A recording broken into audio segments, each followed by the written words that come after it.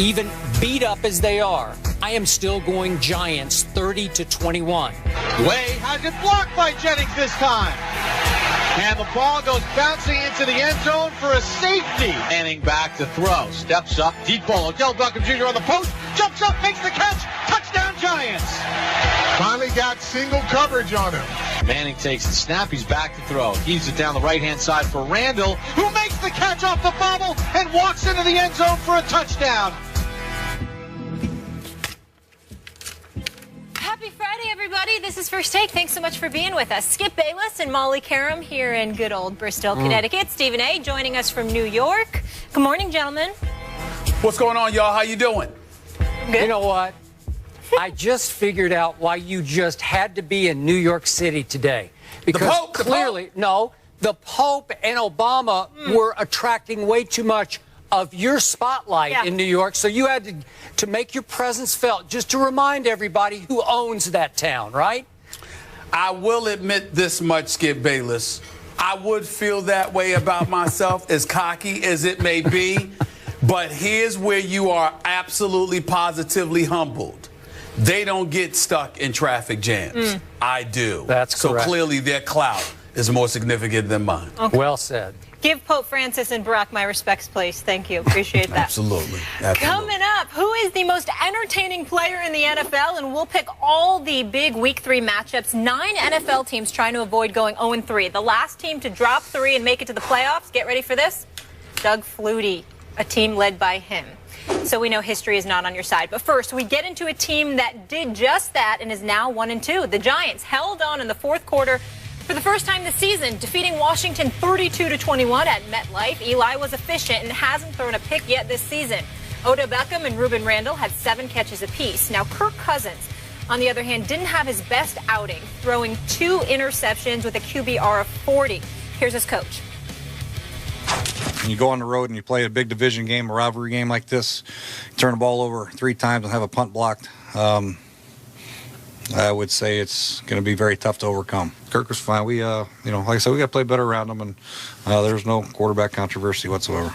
We got to do some things around him. We can't make this all about the quarterback. We got to create some turnovers on defense. We got to continue to run the ball, and the receivers got to make some plays. And Kirk's got to do better. We all got to do better.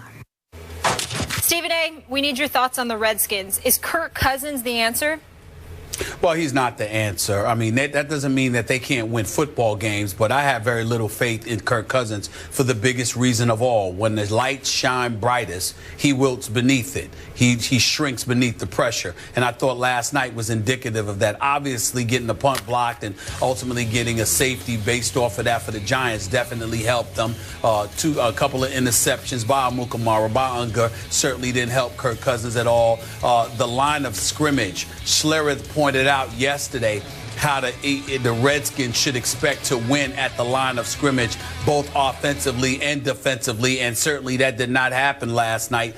Skip called it. Let's call it what it is. The Giants showed up last night, played above themselves when you consider the myriad of injuries that they were suffering from. The fact that they still showed up and handled their business, they deserve a lot of credit for it, but I was incredibly disgusted with the performance that I saw from the Washington Redskins. If you were going to lose the game, at least be a bit more competitive than you were. They didn't win at the line of scrimmage on offense or defense. They had no running game to speak of. Alfred Morris had 19 yards rushing, for crying out loud, on 6 carries. And we obviously know what Matt Jones was able to do, because as a running back, what did he do? He had 11 carries for 38 yards.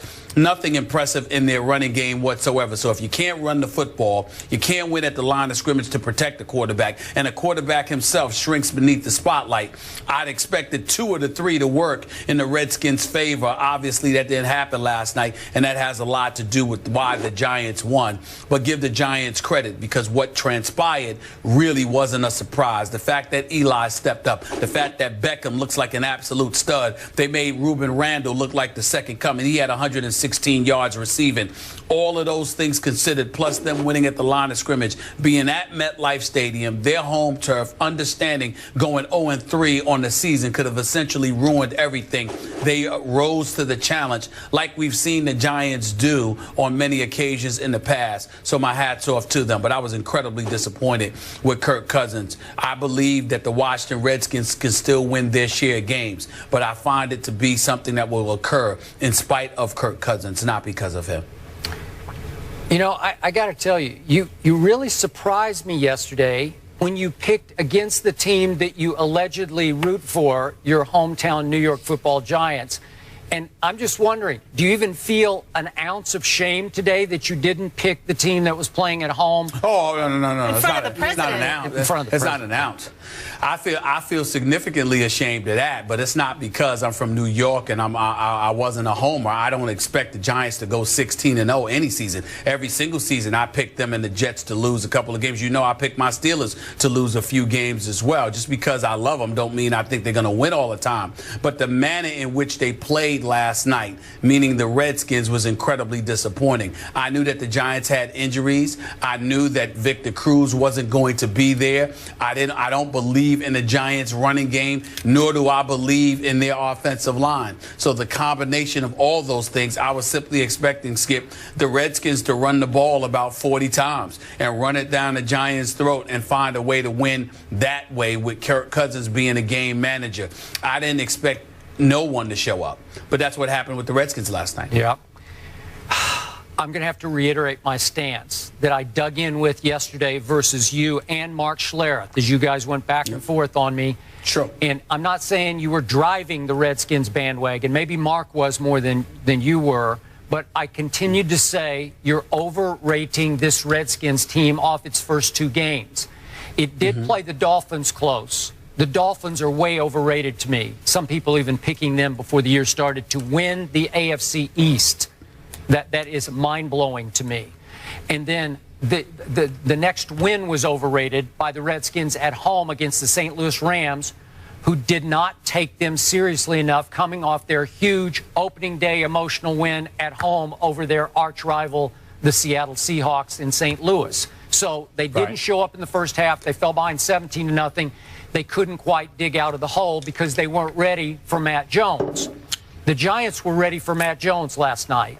And as you point out, when Matt Jones and Alfred Morris combine for 57 total yards rushing on 17 tries, a little over 3 yards a carry, Kirk Cousins is in big trouble. And when those two combine between the tackles to go 29 yards on 9 tries, Kirk Cousins is even in bigger trouble. And I'm going to say what I said from the start. And again, if you want to disqualify me because I'm obviously a big RG3 fan and remain so to this moment, Kirk Cousins is not the answer because I said he wasn't from the start. And you're right. And I'm very impressed that you made that point. The bigger the stage, especially if it's a national TV stage, the more likely Kirk Cousins is to throw it to the wrong team. And the more likely Kirk Cousins is to miss that one open receiver on that one play that could have completely changed the momentum in the game. That's what he's been all the way through with this Redskins team. Again, I'm not trying to overly defend Robert, who's been an unmitigated disaster the last 2 years coming off his injury. But Robert Griffin III has shown you as an NFL player his rookie year, he's a big-time performer. The bigger the moment, the brighter the lights, Robert will make those throws. So let's just keep that in some perspective. I don't have anything against Kirk Cousins. I know Mike Shanahan continues publicly to support him and even compare him to a very young John Elway and a very young Steve Young. And I get that because you know and I know, I think we got it from the same source.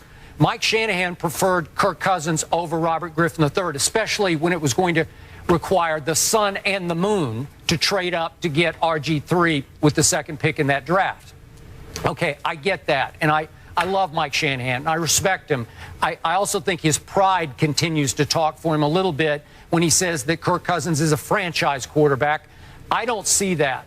And the other problem I have is with his makeup. He seems like a good young man. I don't know him, but listen, he takes his mistakes so hard. It just crushes him, and he goes and sits and he sulks and he's beating his helmet, and I appreciate that. I get that way about this show. I never like a show that we do. You know that. I'm always upset after the show, but you complain every day. I do, but yes, the show must go on. And if I mess up that topic, I'm going to get you in the next topic.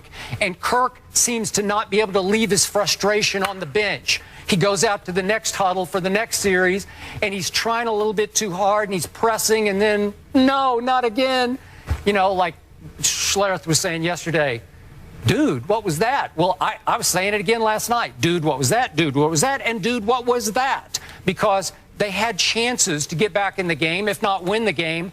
He's just not good enough under that kind of pressure when he doesn't have the run game to support him. So, again, I don't know what Robert's future is in Washington. I hope it's somewhere else. I don't know what's going to happen there. Probably the bridge is burned. I certainly don't blame Jay Gruden for supporting Kirk, because I think he wants Kirk badly to succeed.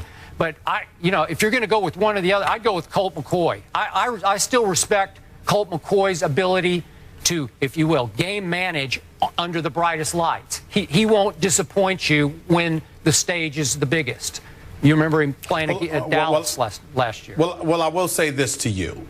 It does explain why RG3 was kept around. I can tell you that much. Because you certainly can't definitively rely upon Kirk Cousins. Let's just call it what it is. He had 30 attempts. 30 of his pass attempts were in the fourth quarter. Yeah. For crying out loud. He threw like 5 for 15 for 53 yards under duress. So that's just 33% completion percentage. So every time you look at him and you need him to step up, he's somebody that just appears incapable of stopping the bleeding. He doesn't seem to be that kind of guy. And I think that that's a huge problem in all of this, and that's something that everybody has to monitor moving forward. But I still blame the Redskins from this perspective. They did get beat at both lines of scrimmage. I didn't expect that to happen. Yep. They should have played better. Their run game should have been more effective. And it just seemed from the time that they gave up that safety off the block punt that they were demoralized from that point forward, and they never recovered. And considering the fact that this is an NFC East rivalry, and by the way, Skip, allow me to take a moment to give another network some credit. That whoever that producer was that produced that piece leading into the game last night with Lawrence Taylor and John Riggins, that was some sensational stuff. That was incredibly touching. It really was. I loved it, and it made you look that much more forward to the game. It really set set the Redskins. Stage. I agree. It set the stage perfectly, and then the Redskins didn't show up. They didn't show up last night. It's just that simple.